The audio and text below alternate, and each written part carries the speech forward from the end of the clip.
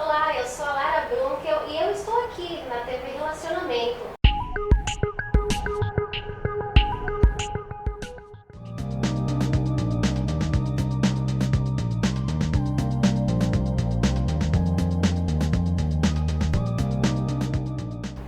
Olá, internautas! Iniciamos mais um quadro Você é Top pela TV Relacionamento. E o nosso convidado, o artista de alta grandeza, que eu sempre tive o prazer de admirar, está aqui conosco. Então, vamos bater um papo com José Parisi Júnior.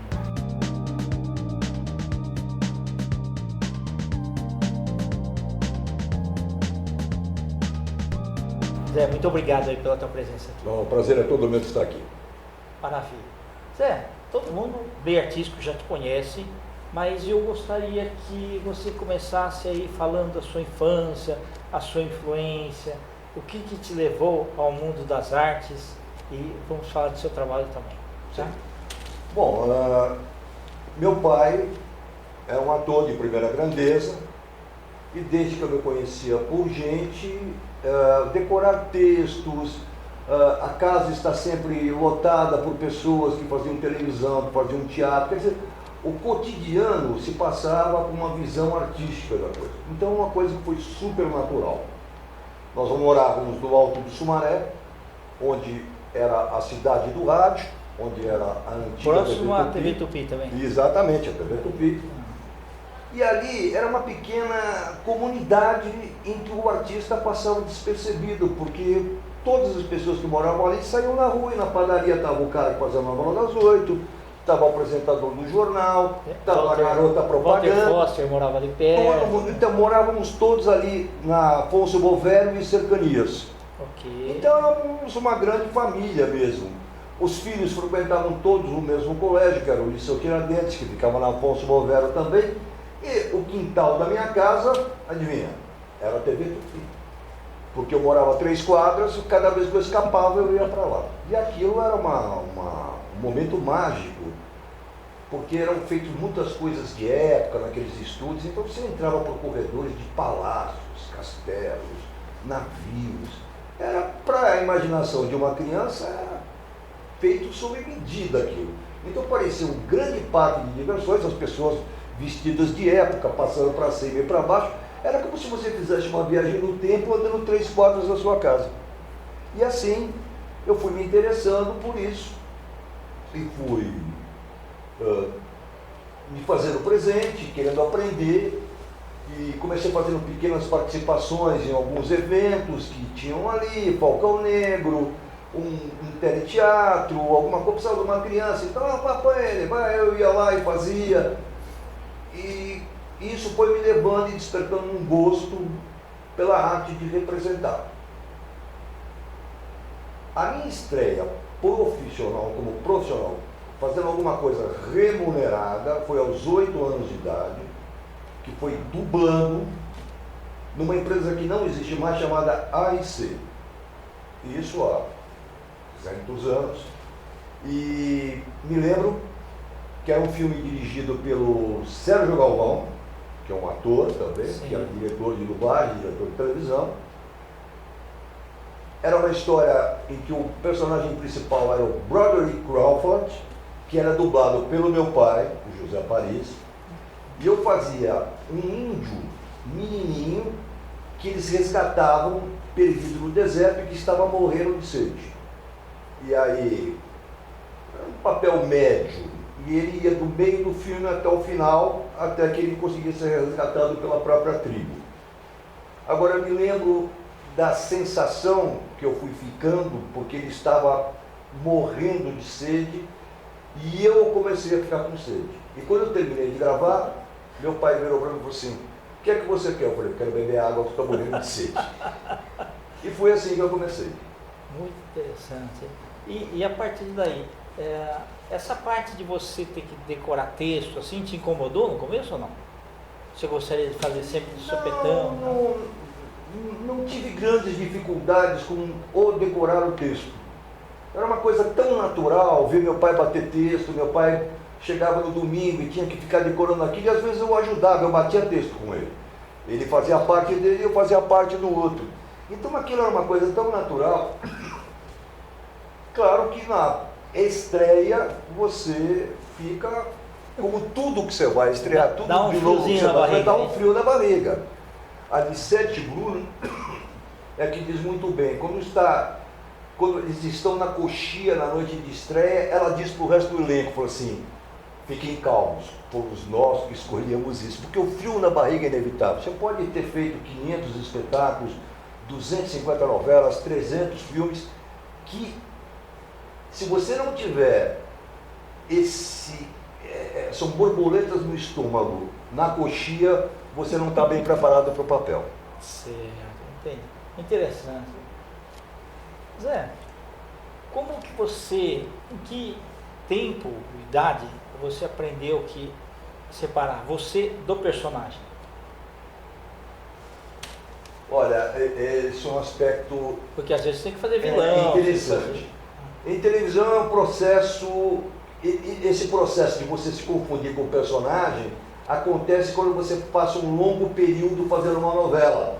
6, 7 meses você começa a notar que na rua ou conversando com um amigo você tem uma atitude ou usa um termo que não é seu.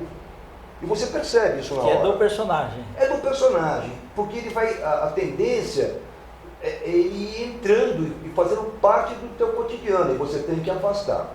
Agora, é mais perigoso isso no teatro, porque tem uma intensidade muito maior, e existem atores que são famosos por misturarem as suas personalidades. Por exemplo, Leonardo Vilar.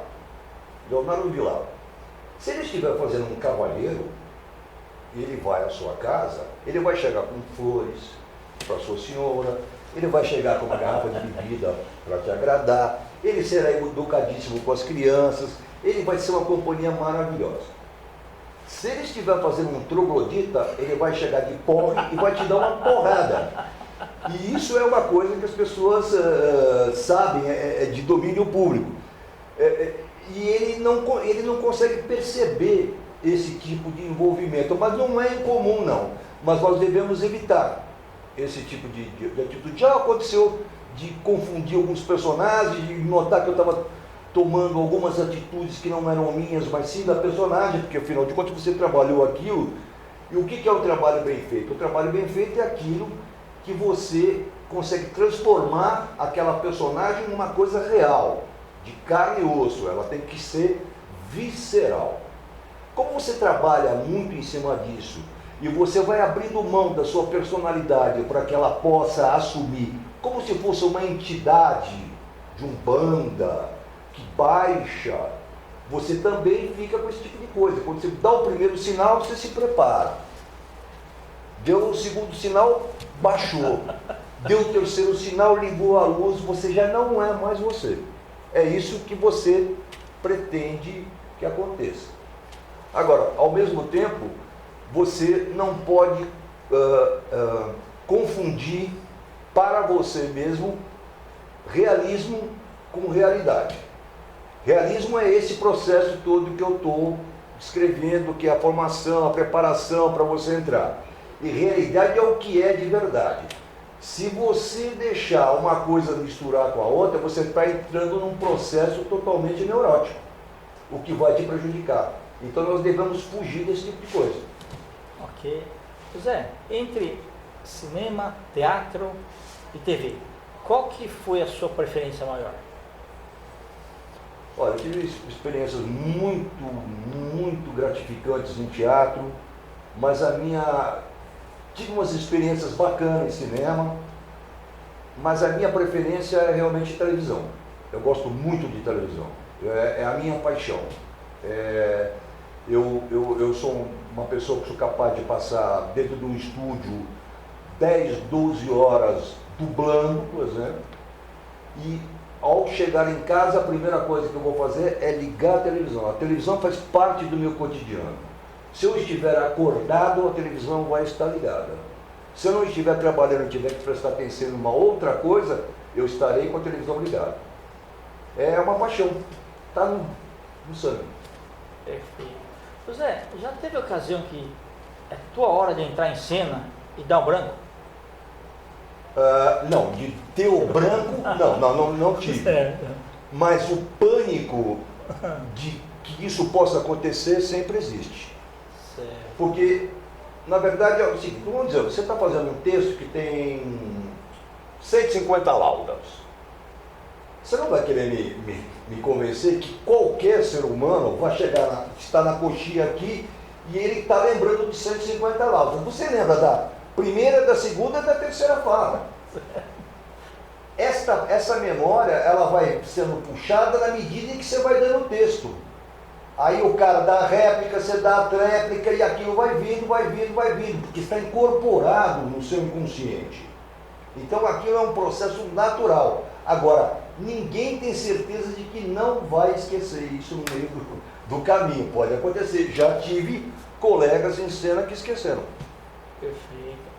Você sempre foi elogiado pela tua voz desde criança ou não? Olha, minha avó sempre chamou a atenção, sim. Bacana. Sim. E na escola você ia fazer... Na escola normalmente eu era o orador. Orador, tá. Se tivesse um texto para ler, a professora dava para que eu entregava para que eu lesse. Se tivesse que fazer um comunicado, precisasse alguém para ler, era eu. Então já tinha uma característica que eu gostava, né? Ok. Eu gostava. Bom.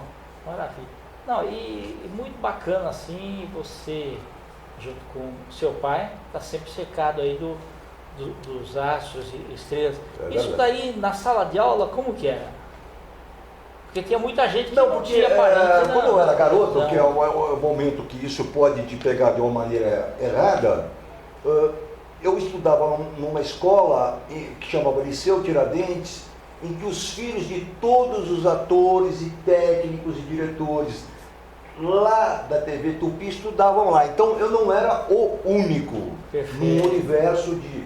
Mas eu confesso que quando eu tinha uns 9 anos, 8 para 9 anos, eu achava que ser famoso, não é famoso, não é famoso, eu achava que ser famoso era inerente ao ser humano. Eu não associava o cara ser famoso a fazer televisão. Eu achava que todo mundo era famoso. Então, eu me lembro que um dia eu vinha voltando da escola e tinha um amigo chamado Mário Cavanha, nunca mais esqueci isso. A gente estava conversando e ele falou, não, o seu pai é famoso. Eu falei, mas o seu pai também é famoso. Ele falou, não, presta atenção. O seu pai é famoso. O meu pai é gerente, eu nunca vou esquecer. O meu pai é gerente de banco. Ele não é famoso. O seu pai é famoso porque faz televisão. E aí caiu a ficha.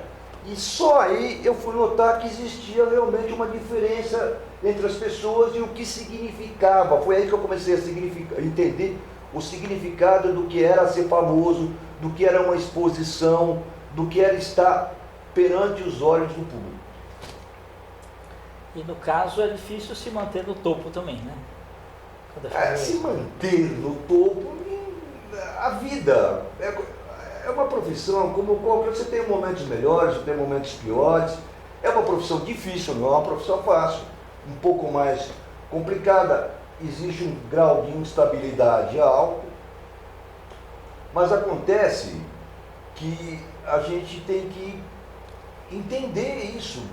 Você, por exemplo, eu fiz Mulheres de Areia, que foi um sucesso fenomenal. Aí eu fui a um supermercado chamado, que nem existe mais, aqui na Turiaçu, era da família Matarazzo, era um supermercado. Aí eu peguei, entrei, era um sábado, e causou um tumulto.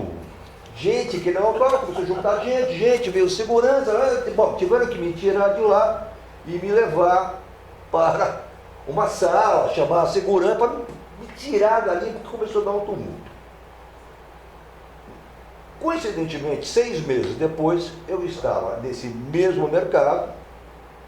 Claro que 6 meses depois ninguém mais estava dando bola para nada. E quando eu dei um cheque para pagar, eles chamaram o gerente para conferir se aceitavam ou não o meu cheque. E aquilo me marcou muito. Eu falei, poxa, mas foi 6 meses eu estive aqui, tiveram que chamar a segurança, a polícia para me tirar daqui. 6 meses depois eu volto aqui e o cara chama o gerente para ver se meu cheque vale. Então, é uma coisa que faz parte do cotidiano do ser humano. Altos, baixos, momentos melhores, momentos piores. Legal. Porque você não é um artista, ou você não é o que te faz optar por esse tipo de carreira não é a fama. A fama é uma consequência que pode vir ou não. O que não quer dizer que o cara que não tem a fama não seja bom ou até melhor do que o famoso. O que te faz escolher esse tipo de coisa é um chamado da tua alma, é um momento seu, é uma coisa que não é com o público, é uma coisa que é com você, tem a ver com você. Isso é um pouco difícil para entender quem não está envolvido com esse tipo de coisa. Mas as pessoas que têm qualquer ligação vão entender o que eu estou dizendo. José, você me fez lembrar, uma vez eu li uma reportagem ainda do Paulo Otran, Sim. e ele falava o seguinte: o teatro é uma coisa engraçada. Às vezes ele é uma noite, ele conta uma piada lá, que está dentro do contexto, Sim. e o teatro cai abaixo. Sim. E na outra semana, com outro público, ele vai e conta a mesma piada e ninguém ri. Ele falou que dá a impressão que as pessoas combinaram antes. Olha, ele vai contar a piada, a gente não com todo mundo. Nós temos um termo para o teatro. Você faz um espetáculo que vai muito bem, você derruba o público de dar risada, você é aplaudido de pé, e no dia seguinte você faz o mesmo espetáculo com as mesmas piadas, com o mesmo time, com o mesmo elenco, e não funciona. Quando a gente sai de cena depois disso, nós costumamos dizer que naquela noite o público não tinha talento. Porque é a única explicação. Funciona 500 vezes e uma noite não funciona. O que foi feito de errado? Nada. O time estava certo, estava tudo certo. Então, a conclusão é a seguinte: o público também tem que ter talento. Senão não funciona. É verdade. Zé, e na parte aí dos estúdios aí de dublagem, queria que você comentasse um pouquinho aí esse teu trabalho. A dublagem é uma vertente que eu exploro também. Trabalho bastante com isso, faço direção de dublagem, faço dublagem de longas metragens, séries. Por exemplo, as últimas coisas que eu fiz, Supergirl, que passou a primeira temporada, foi eu que fiz. Elementaríssimo. Essas Netflix aí. Isso. Então, uma série de coisas. Filmes para cinema, tenho feito alguns, que é um momento em que o cinema entendeu, finalmente, nós chegamos num patamar no Brasil que acabou-se com um negócio que era um preconceito total contra a dublagem. Então, mesmo o sujeito que não falava inglês, ele preferia assistir legendado, o que é uma balela. Porque se você ficar lendo ali, você vai perder uma parte da ação, da imagem, da mensagem do filme. E a dublagem, quanto bem feita, ela agrega valor, ela não tira valor da coisa. E você quer saber o que é uma dublagem bem feita? É muito simples, você não precisa ter conhecimento técnico nenhum para poder avaliar se aquela dublagem está boa ou se aquela dublagem está ruim. Você assiste o filme, se no 7º minuto você ainda estiver prestando atenção porque está dublado, nada, não está dublado. Se você ainda tiver esta percepção, está mal dublado. Porque você começa a assistir um filme dublado e se ele estiver bem feito, daria 3, 4 minutos e você esquece e vai até o final do filme sem lembrar disso. Esse é o parâmetro para saber se está bem feito ou não. Interessante. E com as séries aí, principalmente americanas, chegando aí bastante aí pelas TVs a cabo e tudo mais, aumentou bastante então a parte da sim, dublagem. Você vê, a coisa de 30 anos atrás tinham 5 estúdios em São Paulo. Hoje nós temos 30 estúdios em São Paulo. Puxa vida. Há 30 anos atrás nós éramos umas 35 pessoas que dublavam tudo aqui em São Paulo. Hoje eu estive numa assembleia que inclusive falei com você, de dubladores, não tinha metade da pessoa e tinham 300 pessoas ali. Então, nós tínhamos majors, nós tínhamos 5 emissoras que dublavam e depois tinha um sujeito que fazia para video home, que fazia para isso, fazia para aquilo, então tínhamos aí 20 clientes. Hoje tem 200 clientes de dublagem. Isso sem contar a Netflix e a Amazon, que está entrando muito forte e vai entrar muito forte esse ano no mercado. Que isso agrega um valor muito grande para a dublagem no Brasil. Mas nós estamos conseguindo nos livrar de uma visão elitista, porque em todos os países do mundo, os filmes são dublados. Nos Estados Unidos passa filme russo, é dublado. Se você for para a França, tudo é dublado. Existem salas nesses países de cinema de arte em que eles passam o filme no original sem legenda. Você fala russo, você quer ver no original? Você está lá. Esse não tem legenda, então você tem que falar mesmo o idioma. Senão não funciona. E não tem nada de vergonhoso em você ter orgulho da sua língua, do seu idioma. O português é um idioma muito bonito. O português eu faço uma analogia de que ele é um bisturi muito preciso e muito bem afiado, se você souber usá-lo. É que as pessoas estão acostumadas a usar um vocabulário de 300 palavras, o que é pífio diante da enormidade no idioma português. Perfeito. José, tem uma curiosidade. Suponha que você está fazendo uma série televisiva e você é o personagem desde o início. Chega na segunda temporada, de repente você fica gripado e você não pode fazer aquele personagem. Sim. Tá? Aquela voz. Sim. E tem tempo para entrega, né? Sim. Acordado já. Como é que faz? Eu posso dar como exemplo a Supergirl. Nós fizemos a primeira temporada aqui em São Paulo com um elenco, no qual eu fazia um dos papéis. Houve uma briga internacional e a pessoa que estava distribuindo Supergirl aqui no Brasil se desentendeu com a Globo. A Warner tirou da Globo e passou para outro distribuidor que optou por dublar a segunda temporada da série em diante no Rio de Janeiro e trocaram todo o elenco. É uma coisa que pode acontecer por diversos motivos, por falecimento, por doença, são sempre motivos de força maior. Mas é uma coisa que acontece. Agora, normalmente, existe uma tendência a se preservar o que eles chamam de boneco. Boneco é aquele ator que eu dublo e que a voz, o público reconhece quando ouve, fala, esta é a voz do fulano.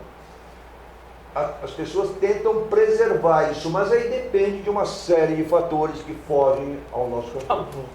José, nós estamos nos instantes finais aí, eu me sinto honrado por você estar aqui. Muito Você obrigado. quer deixar uma mensagem para os nossos internautas aí e também deixar um contato também?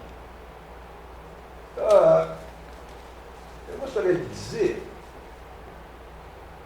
que as pessoas pensassem na vida com um pouco mais de leveza, com um pouco mais de doçura, que olhassem para o próximo como olham para si mesmos, com compaixão, com doçura,